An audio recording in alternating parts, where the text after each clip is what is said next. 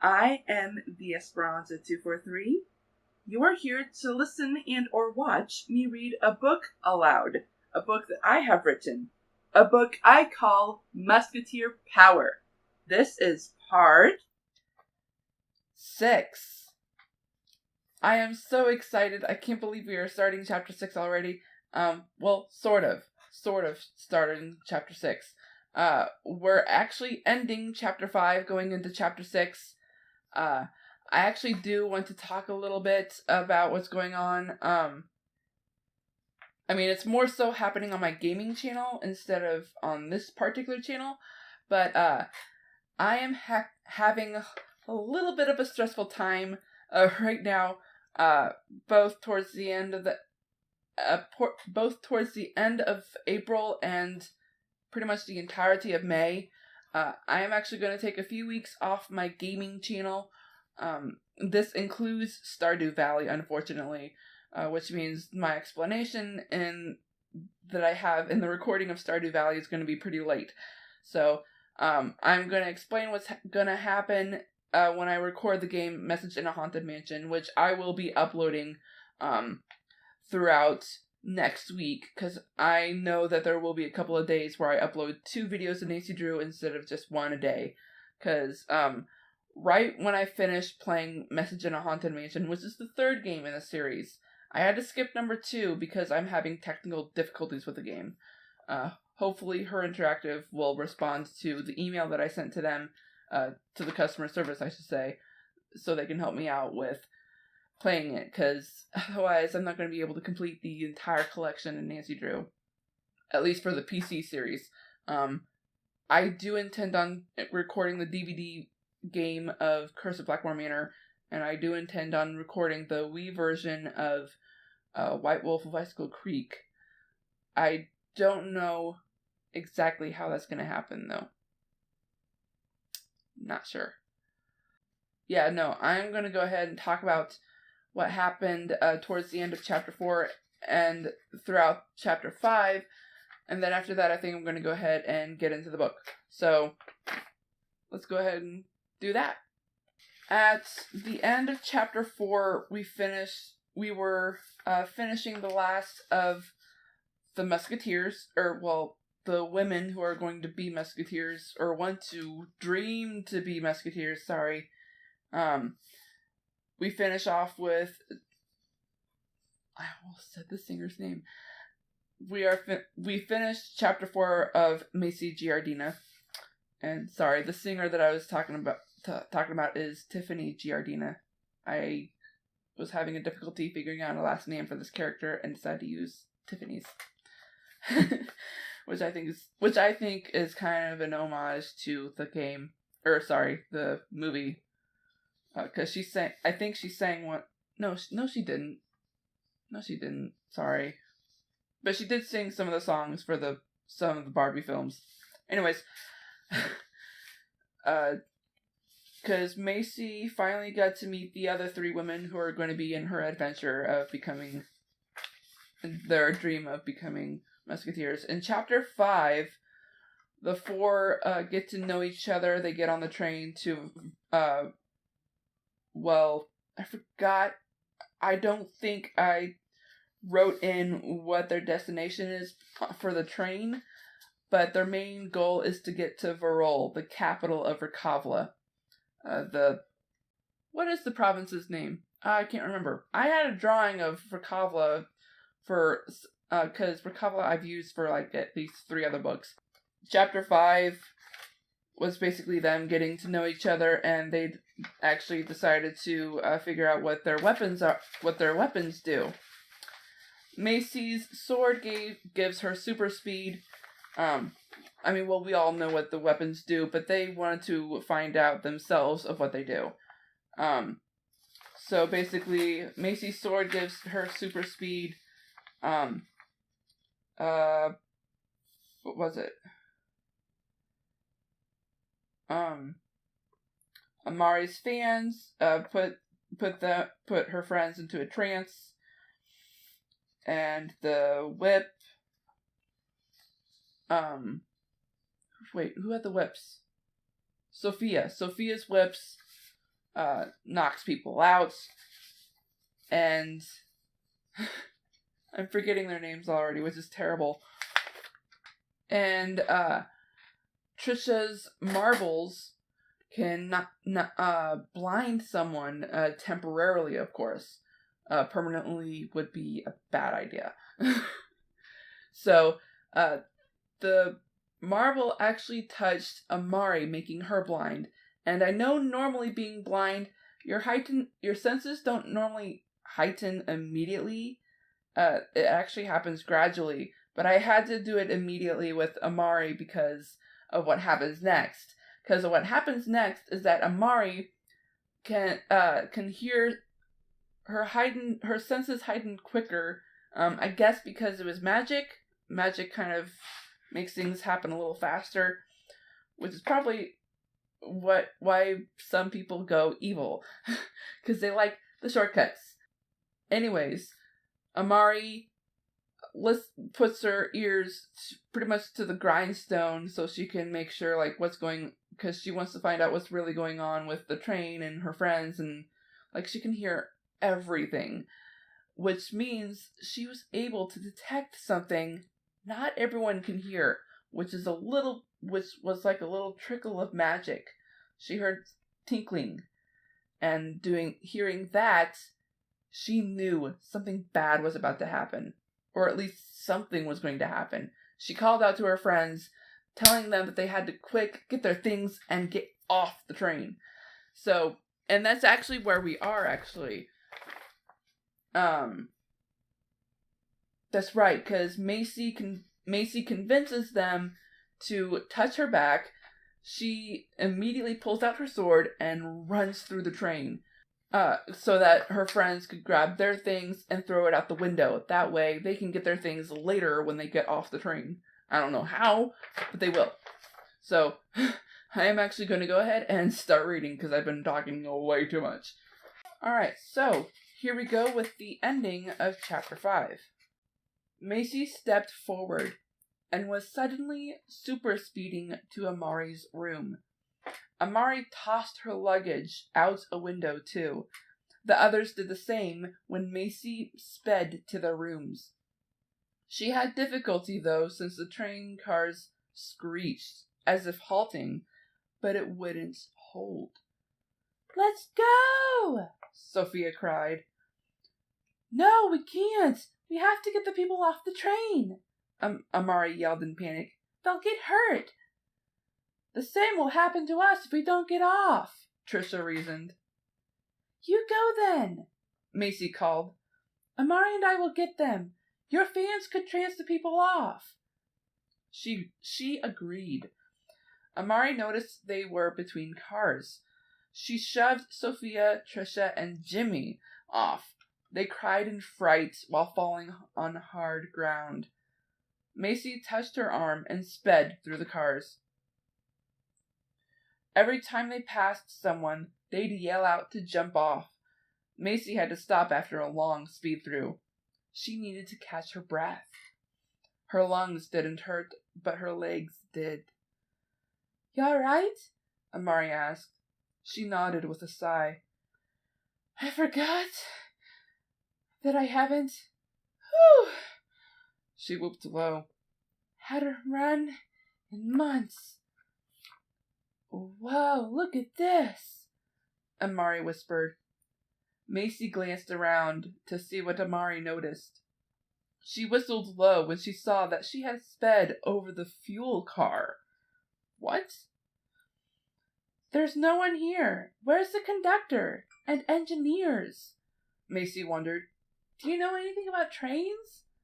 She saw Amari shaking her head. "Do you?" "Barely." "Amazing. The whole thing runs on..."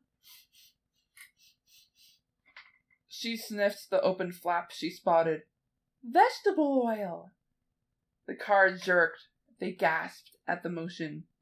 "Macy, hurry up." "Keep an eye on the track. I'm going to try to stop it," Macy called. After sheathing her sword, she pulled on the brake lever. "Do you think whoever used magic caused the engineers to disappear?" Amari wondered. The warrior didn't respond. She kept her mind on pulling the brake lever. It wouldn't budge. She couldn't even get it to move an inch. Ugh, forget that. Amari, help me. This thing won't move. Need a fan? Amari chuckled. She pulled one out and waved it at the lever. The dancer hopes inanimate objects were included in trances. Macy continued pulling the lever, grunting and groaning. Amari's fan was able to counteract some of the magic placed on the lever. Just barely, it budged toward them. Why couldn't the sword give me super strength? She muttered. She pulled with all her might, while Amari continued fanning the lever. It slowly gave way, surprising Macy. Keep using that fan, I think it's working. As all her strength went into her arms, she could feel her muscles ripping and tearing. Finally, the lever gave, sliding all the way to her. The metal screeching continued, but then a new sound added. It seemed as if the wheels skidded on the tracks. The train slowed gradually and stopped. Macy and Amari sighed in relief. It stopped, Amari whispered. Thank goodness, Macy said. Sophia and Trisha arrived within a minute. They congratulated their friends. Incredible, you saved everyone, Trisha complimented. Well, not everyone lived. What happened? Someone magically glued the brakes, Macy replied. Thankfully, Amari's fan took enough off to unstick it. The four smiled at each other. It stayed quiet for a few moments before they heard voices. I told you it wouldn't work, Lexi shouted. Keep it down, Lexi. They could be near, Willie said. Those women were trouble to begin with. We should have trapped them instead of killing them. The four adventurers eyed each other with shock. We have to go for Nasir and Kira now, before the women find out. No more, Willie. No more interference on stopping them. That made their eyes widen in fear. Amari gasped, causing Trisha to cover her mouth. But we have to, Lexi. That man said they're the ones to stop us, Willie said. He walked away from the train. We need to stay on their trail. Wait for the opportune moment to kill them. Their voices faded while they walked. This is not good, Macy said. No kidding. They're going to kill the king and queen of Rekavla, Sophia said hoarsely. We have to stop them. But didn't you hear? Trisha brought up. They meant to hurt a group of women on this train. What if that was us? It is us, Amari answered. If that partner is right about the women stopping them, that must be our destiny then. Macy and Sophia nodded reluctantly. But Sophia is right. We have to stop those men. This is our country. We can't let bigots like those men run it, Macy said hotly. Sophia nodded in agreement. Trisha sighed. But we're not even at Ando. How are we going to get to Verol? Trisha wondered. We're supposed to be training, not fighting the enemy. It's too soon, girls. That's right, Sophia said. We need to get to Verol. The Musketeer headquarters is not the only thing in that province. It's where our country capital is. Macy put her hand in the middle, glancing at her friends. Mari knew what she was doing. She did the same. They waited for the other two to join. Giggling, Sophia put her hand in before Trisha followed. One for all? Amari started. And all for one! The four cheered. Their hands went up in the air as they laughed. Let's get to Verol, Trisha said. Jimmy and I were able to find most of our luggage. Maybe he has them all by now. Oh yeah, we'll need them, Sophia said. The others followed Trisha to her boyfriend. No more trains, Trisha said. Her 3 friends laughed at her. Chapter 6. The 4 adventurers and Jimmy had to walk to the next town, still in the Vanilli province. They trudged on through tall grass. Sophia couldn't handle it anymore. No more, she uttered. I need a break. Sophia collapsed to the ground. Trisha scoffed with a laugh. Come on, we gotta get there before it gets too dark, Macy said. But we've been walking for hours, Trisha complained. We don't have any more snacks, and the nearest creek is about a mile away. How do you know that? Macy wondered in confusion. Trisha pulled out a map. Are you serious? That could have helped us when we started. So where are we? Amari asked out of curiosity. They watched her unfold the map of Rekavla. Sighing, Trisha tried to recall the creek's shape line. She found it, but that took longer than she expected it to be. Trisha glanced up at her friends and boyfriend. So, Jimmy said, recognizing her I am so stupid face. You're right, we should have looked at it before walking, she said. But the closest city we're at right now is like 10 miles away. Thankfully, it's the one we were gonna stop at. Ando. Thank goodness, Amari whispered.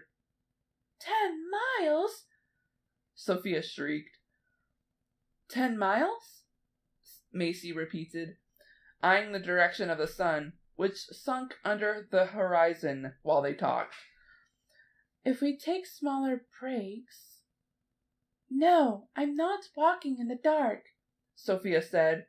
We wouldn't know what we're stepping on. We are in the wilderness, might I remind you. Yeah, Amari said with a brightened face. Let's camp out! Oh, good grief, Trisha muttered. That actually is not a bad idea, Macy supported. But it's a shame we don't have tents or a sleeping bag. Amari laughed with excitement. Everyone stared at her in bewilderment. I finally get to use it! Oh my gosh, you guys, I got this thing years ago, she said as she unzipped one of her suitcases. Every time I travel, I always make sure to pack it. I mean, you never know. She giggled while searching for her small package. What is it? They chorused. Amari pulled it out and showed them. It's a tent system in a bottle. When it pops open, it's big enough to fit 6 people, and the system has a bunch of amenities. I love this part. Let's use it later. I want to walk at least 2 more miles, Macy said. Trisha and Jimmy agreed. Yeah, that way we'll get sleep when it's much darker. We shouldn't walk in total darkness. I don't think we have any moon tonight.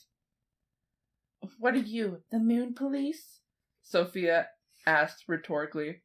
Jimmy glared at her. Sorry, I'm just so tired, and my feet ache. He looked at his girlfriend. Would you mind, sweetie? She knew what he meant and nodded, but not romantic-like. He chuckled before grabbing Sophia by the waist. As he swung her over his shoulder, she cried out. Amari and Macy laughed. But what about her luggage? I got that covered, Macy said. I just remembered my brother packed something when he thought I wasn't looking. She opened her bag and pulled out a keychain. A keychain? Amari and Trisha chorused. They watched her put it on the ground before she said anything else. Mobia we lakia. The keychain suddenly jerked and twitched before turning into a red kitty cart. Oh, I heard about those, Sophia said after she heard the words. She was still over Jimmy's shoulder. They turn into anything if you use the right keywords. Yep, and Jean bought a few of them earlier this year. Macy smiled. Come on, I want to get some distance from here. The adventurers continued to converse while they walked. It helped them to have something to talk about. For instance, the two men who wanted to harm the king and queen of Rekavla. They didn't fully understand why the men wanted to do that. It was completely dark before they could finish the 2 miles. By then, Sophia was tired of being carried, especially by Trish's boyfriend. They stopped and tried to find a cleared area, a hard thing to do with a moonless night. Alright, time for that tent system, Trisha said. Amari quickly opened her suitcase, took it out, and popped open one end. The tent slurped and popped out of the tube. It flipped, bounced, and filled with air. When it finished setting up, the adventurers saw that it had 3 rooms. Macy walked in to observe everything. Good grief! It has a kitchen! She called out. They entered and saw it all. Jimmy put Sophia down before he opened a jar of pickles. Jimmy, put that down! Trisha commanded. You know very well what happens when you eat pickles. That's not gonna roll. I know it, and we are with friends. He pulled out a pickle to eat. No point in doing what we want, he said, his mouth filled with pickle. She chuckled at him. Can we eat before going to bed? Sophia suggested. Macy and Amari supported her. Might as well. It's not even 9, Trisha said. The 4 friends and Jimmy opened and pulled out certain foods. As they prepared a meal, they subconsciously made a rhythm. One Macy noticed right away. She whistled with the beat before vocalizing. Here we are, breaking bread. The women laughed, still making the rhythmic beat. Dinner time is coming, no need for snacks, we got plenty of food. And time, Amari added. No, we don't, Trisha interrupted. We need to stop those men. They stared at her. And that's actually where I'm going to stop. Okay. Oh, man, that's hilarious. Oh, that's the beginning. And there it is. Okay. Awesome. Oh. I'm sorry, everyone. I am mixing my papers. That is it for today.